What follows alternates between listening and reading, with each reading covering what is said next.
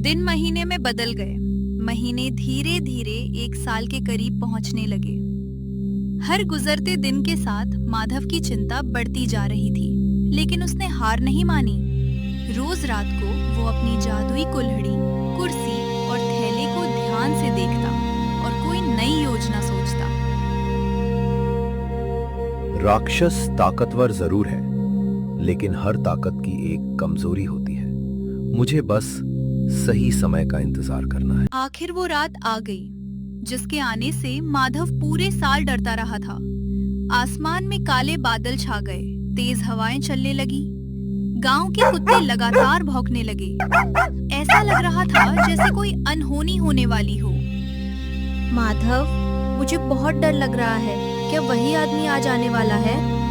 हाँ, लेकिन इस बार डरने की बारी उसकी होगी। अचानक आंगन में काला धुआं फैल गया। उस धुएं के बीच वही विशाल राक्षस दिखाई दिया। उसकी हंसी पूरे गांव में गूंज उठी। हाँ हाँ हाँ माधव, 1 साल पूरा हो गया। अब अपना वादा निभाने का समय आ गया है। चल मेरे साथ। मैं अपना वादा नहीं तोड़ूंगा, लेकिन जाने से पहले मेरी एक छोटी सी विनती है। जल्दी बोल, मेरे पास ज्यादा समय नहीं है। मैं अपने परिवार के लिए कुछ लकड़ियां काट कर रखना चाहता हूँ। मेरे जाने के बाद उन्हें ठंड में परेशानी होगी। आप इतने शक्तिशाली हैं, क्या बस 2 मिनट के लिए मेरी कुल्हाड़ी से ये लकड़ियां काट देंगे? राक्षस जोर से हंसा। उसे लगा एक साधारण कुल्हाड़ी उसका क्या बिगाड़ सकती है। उसने बिना सोचे कुल्हाड़ी अपने हाथ में उठा ली और जैसे ही पहला वार किया, उसकी आंखें फैल गईं। कुल्हाड़ी उसके हाथ से चिपक चुकी थी। राक्षस ने जैसे ही कुल्हाड़ी से पहली लकड़ी पर वार किया, उसे लगा कि उसका हाथ अचानक भारी हो गया है। उसने कुल्हाड़ी छोड़ने की कोशिश की, लेकिन कुल्हाड़ी उसकी हथेली से ऐसे चिपक चुकी थी जैसे वर्षों से वहीं हो। उसने पूरी ताकत लगाई, फिर भी हाथ आजाद नहीं हुआ। ये क्या हो रहा है? मैं इसे छोड़ क्यों नहीं पा रहा? मालिक, अभी तो आपने सिर्फ शुरुआत की है। राक्षस ने अपनी पूरी मायावी शक्ति लगा दी। धरती कांपने लगी, पेड़ों की शाखाएं टूटकर गिरने लगीं। लेकिन कुल्हाड़ी उसके हाथ से नहीं छूटी। इतना ही नहीं, उसके हाथ अपने आप लगातार लकड़ियां काटते जा रहे थे। रोक इसे, मेरे हाथ अपने आप चल रहे हैं।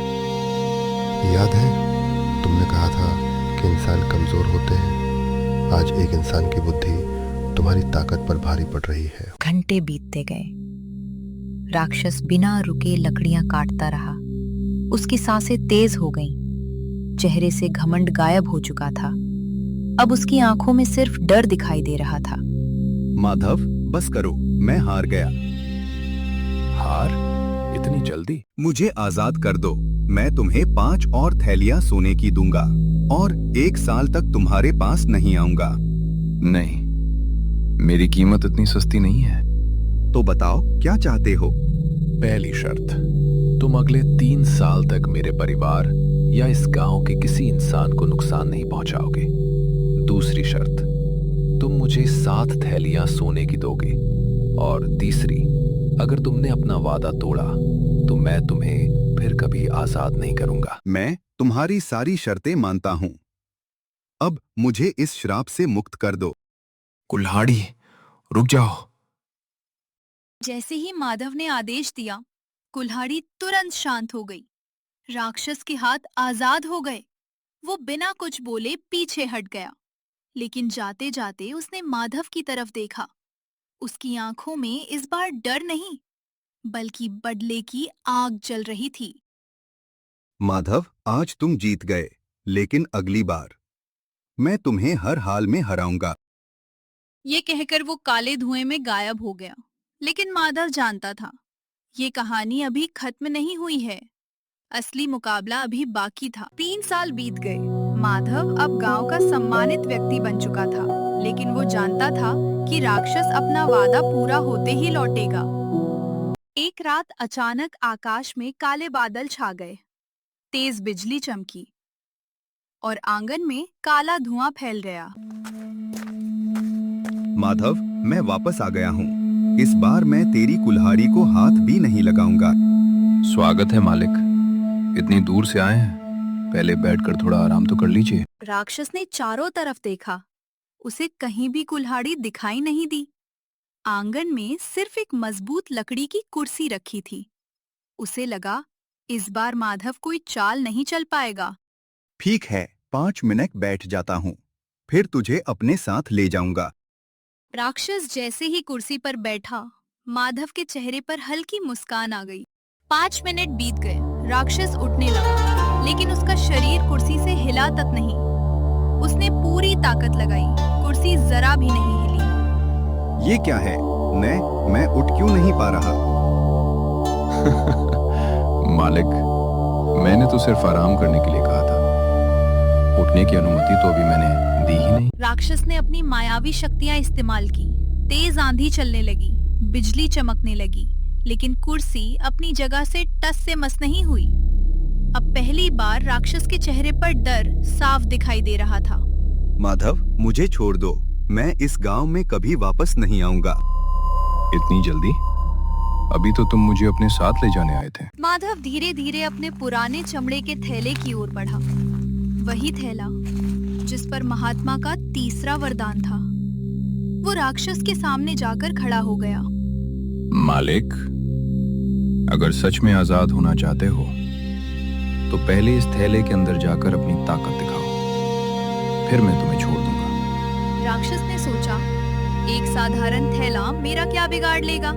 वो मुस्कुराया और अगले ही पल थैले के अंदर कूद गया। जैसे ही वो अंदर पहुंचा, माधव ने तुरंत थैले का मुंह कसकर बांध दिया। थैले के अंदर से राक्षस जोर जोर से चिल्लाने लगा। चमड़े का थैला जोर जोर से हिलने लगा। अंदर कैद राक्षस पूरी ताकत से बाहर निकलने की कोशिश कर रहा था, लेकिन महात्मा के वरदान के आगे उसकी सारी मायावी शक्तियां बेकार थीं। माधव, मुझसे गलती हो गई, मुझे एक बार बाहर निकाल दो।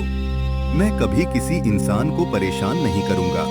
जिसे दूसरों के दुख में आनंद आता है, वो दया के योग्य नहीं होता।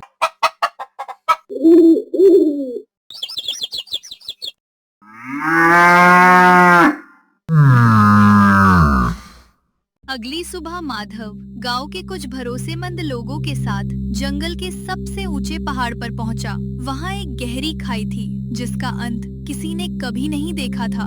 माधव ने आखिरी बार थैले की ओर देखा।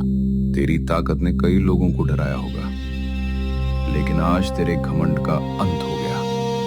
इतना कहकर उसने थैला पूरी ताकत से गहरी खाई में फेंक दिया। कुछ पल तक राक्षस की आवाज सुनाई देती रही, फिर चारों ओर गहरा सन्नाटा छा गया। उसी समय आकाश से तेज प्रकाश उतरा। वही महात्मा फिर से प्रकट हुए। शाबाश पुत्र, तुमने वरदानों का उपयोग लालच के लिए नहीं, बल्कि बुद्धि और धर्म की रक्षा के लिए किया। यही सच्ची विजय है। महात्मा जी, अगर उस दिन आपने मुझे बुद्धि का रास्ता न दिखाया होता तो शायद मैं भी लालच में सब कुछ खो देता। उस दिन के बाद राक्षस फिर कभी दिखाई नहीं दिया। माधव और गौरी ने अपनी संपत्ति का उपयोग सिर्फ अपने लिए नहीं, बल्कि पूरे गांव की भलाई के लिए किया। उन्होंने गरीबों की मदद की, बच्चों के लिए पाठशाला बनवाई और यात्रियों के लिए पानी का कुआं खुदवाया। धीरे धीरे सोनापुर गांव खुशहाल हो गया। लोग दूर दूर से माधव की बुद्धिमानी की कहानी सुनने आने लगे। जीवन में केवल धनवान होना ही सबसे बड़ी सफलता नहीं है। सच्ची जीत उस इंसान की होती है जो कठिन समय में भी अपनी बुद्धि, ईमानदारी और धैर्य नहीं खोता। लालच थोड़ी देर की खुशी देता है, लेकिन समझदारी जीवन भर सम्मान दिलाती है।